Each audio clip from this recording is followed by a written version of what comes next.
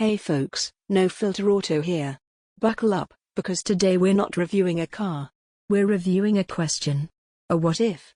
What if the future of driving arrived in 1933, looked like a wingless albatross, and was designed by a man who thought houses should fly? This is the Dymaxion car. And it might just be the most important failure in automotive history. Let's set the scene. The year is 1933. The Great Depression is gripping the world. Most cars are just boxes on wheels. And then, architect and visionary Buckminster Fuller unveils his creation. It's a three-wheeled, teardrop-shaped vehicle longer than a Cadillac, powered by a Ford V8 in the back. It's made of aluminum and ash wood. And it can carry 11 passengers. 11. In 1933. It looks less like a car and more like a living room that decided to go for a cruise. This wasn't just a new model, it was a new logic. The hook, the pure attraction, was its alien brilliance. First, its rear steering. A single wheel at the back did the turning, allowing it to pivot in its own length, a party trick that made parallel parking a joke. It was front-wheel drive, with the engine in the rear, a layout almost unheard of then. And that teardrop shape?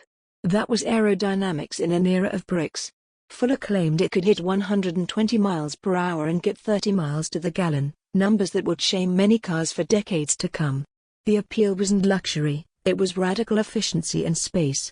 It promised a world where one vehicle could do the job of three. But here's the no-filter reality. The Dymaxion was a concept car decades before the term existed. It was a prototype of thought. And prototypes have flaws. That revolutionary rear steering? At speed, it became dangerously unpredictable. It required a trained touch, and in crosswinds, it could behave like a startled fish. The tragic, grim truth is that a highly publicized fatal crash at the 1933 Chicago World's Fair, though not the car's fault, doomed its reputation. The public saw a weird, dangerous machine, not a brilliant one. Now, let's compare.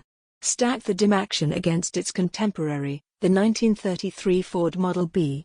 The Ford was simple, cheap, and reliable. The Dymaxion was complex, expensive, and experimental. The Ford was a tool. The Dymaxion was a manifesto.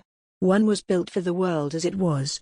The other was a blueprint for a world that never arrived. It wasn't competing with other cars, it was competing with conventional thinking.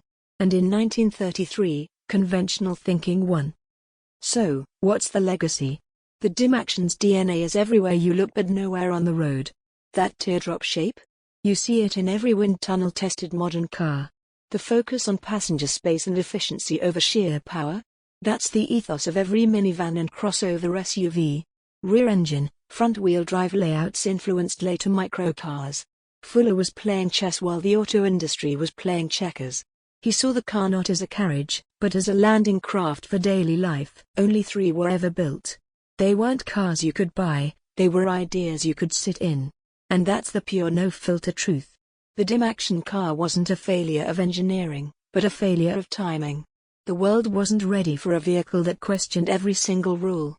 It was too much, too soon, wrapped in a shape that confused the eye. It remains the ultimate conversation piece. A monument to unrestricted imagination. A reminder that sometimes, the most powerful vehicles aren't the ones that dominate the sales charts, but the ones that change how we think about the road itself. If this kind of automotive heresy is your fuel, make sure you're subscribed to No Filter Auto. Let us know in the comments, was Bucky Fuller a genius ahead of his time, or a dreamer who missed the point?